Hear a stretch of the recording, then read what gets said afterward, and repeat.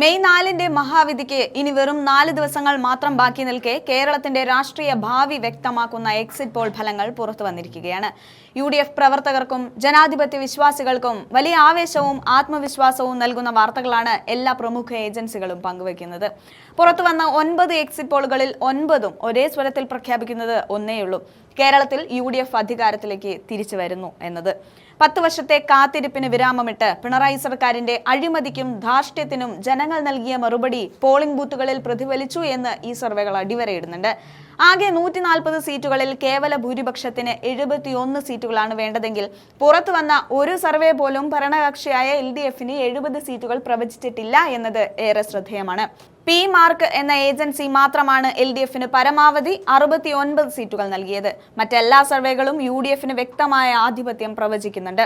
ഇന്ത്യയിലെ ഏറ്റവും ആധികാരികമെന്ന് വിശ്വസിക്കപ്പെടുന്ന axis my ഇന്ത്യയുടെ പ്രവചനം കേരളത്തെ ഞെട്ടിച്ചിരിക്കുകയാണ്. 90 സീറ്റുകൾ വരെ UDF നേടുമെന്നാണ് അവരുടെ റിപ്പോർട്ട്. സാധാരണഗതിയിൽ ആക്സിസ് മൈ ഇന്ത്യയുടെ പ്രവചനങ്ങൾ പാഴാകാറില്ല എന്ന ചരിത്രം UDF ക്യാമ്പുകളിൽ വലിയ ആഘോഷത്തിനാണ് വഴിതിർ തുറന്നിരിക്കുന്നത്. Times Now, JVC, vote vibe, Chanakya Strategies തുടങ്ങിയ എല്ലാ ഏജൻസികളും UDFന്റെ വൻ വിജയമാണ് പ്രവചിക്കുന്നത്. 85-ന് മുകളിൽ സീറ്റുകൾ ഉറപ്പാണെന്നും ഒരു തരംഗമുണ്ടായാൽ അത് 90 കടക്കുമെന്നും UDF നേതാക്കൾ ആത്മവിശ്വാസത്തോടെ പറയുന്നുണ്ട്. മലബാറിൽ ആഞ്ഞടിച്ച വലിയ UDF തരംഗം തെക്കൻ കേരളത്തിലേക്കും പടർന്നിരിക്കുകയാണ്.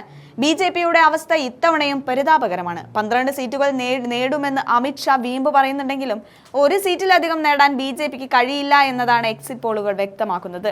പലയിടത്തും BJPയുടെ സാധ്യതകൾ 0-ൽ തുടങ്ങി 0-ൽ തന്നെ അവസാനിക്കുന്ന കാഴ്ചയാണ് നമ്മൾ കാണുന്നത്. തോൽവി ഉറപ്പായ ഈ സാഹചര്യത്തിലും മുഖ്യമന്ത്രി പിണറായി വിജയൻ മന്ത്രിമാരെയും ഉദ്യോഗസ്ഥരെയും ആശ്വസിപ്പിക്കാൻ ശ്രമിക്കുന്നത് വെറും പ്രഹസനം മാത്രമാണ്. നേരിയ ഭൂരിപക്ഷത്തോടെയെങ്കിലും ഭരണ തുടർച്ച ഉണ്ടാകുമെന്ന് അദ്ദേഹം പറയുമ്പോഴും CPM നേതാക്കളുടെ മുഖത്തെ ആശങ്ക മറച്ചു വയ്ക്കാൻ അവർക്ക് കഴിയുന്നില്ല. ജനങ്ങൾ മാറ്റത്തിനായി വോട്ട് ചെയ്തു എന്ന് എക്സിറ്റ് പോളുകൾ തെളിയിക്കുമ്പോൾ ഇനി UDFൽ നടക്കാൻ പോകുന്നത് നിർണായകമായ ചർച്ചകളാണ്. ഭരണം ഉറപ്പായതോടെ മുഖ്യമന്ത്രി പദത്തെ ചൊല്ലിയുള്ള ചർച്ചകൾക്ക് തീവ്രത കൂടുമെന്ന് ഉറപ്പാണ്. KC വേണുഗോപാൽ, രമേശ് ചെന്നിത്തല, VD സതീശൻ എന്നീ കരുത്തരായ നേതാക്കൾ രംഗത്തുള്ളപ്പോൾ ഹൈക്കമാൻഡിന് ഇത് വലിയൊരു പരീക്ഷണമായിരിക്കും. എന്നാൽ ഇതിന് ജനാധിപത്യപരമായ ഒരു പരിഹാരമാണ് ഹൈക്കമാൻഡ് മുന്നോട്ട് വയ്ക്കുന്നത്. തെരഞ്ഞെടുക്കപ്പെട്ട MLA-മാരുടെ പാർലമെന്ററി പാർട്ടി യോഗം ചേരുകയും രഹസ്യ ബാലറ്റിലൂടെ മുഖ്യമന്ത്രിയെ കണ്ടെത്തുകയും ചെയ്യുക എന്നതാണ് ആ വഴി.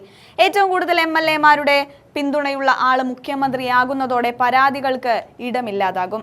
ഒരു ഘടകകക്ഷിക്കും കോൺഗ്രസിന്റെ ആഭ്യന്തര കാര്യങ്ങളിൽ ഇടപെടാൻ കഴിയില്ല.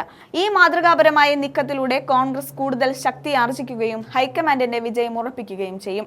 PR ഏജൻസികളെയല്ല, മറിച്ച് ജനങ്ങളെയും സ്വന്തം ജനപ്രതിനിധികളെയും വിശ്വസിച്ച് മുന്നോട്ടു പോകുന്ന ഒരു UDF ഭരണത്തിനാണ് മെയ് 4-ന് ശേഷം കേരളം സാക്ഷ്യം വഹിക്കാൻ പോകുന്നത്. മാറ്റത്തിന്റെ കാറ്റ് വീശി തുടങ്ങി. ഇനി വികസനത്തിന്റെയും സമാധാനത്തിന്റെയും UDF കാലം.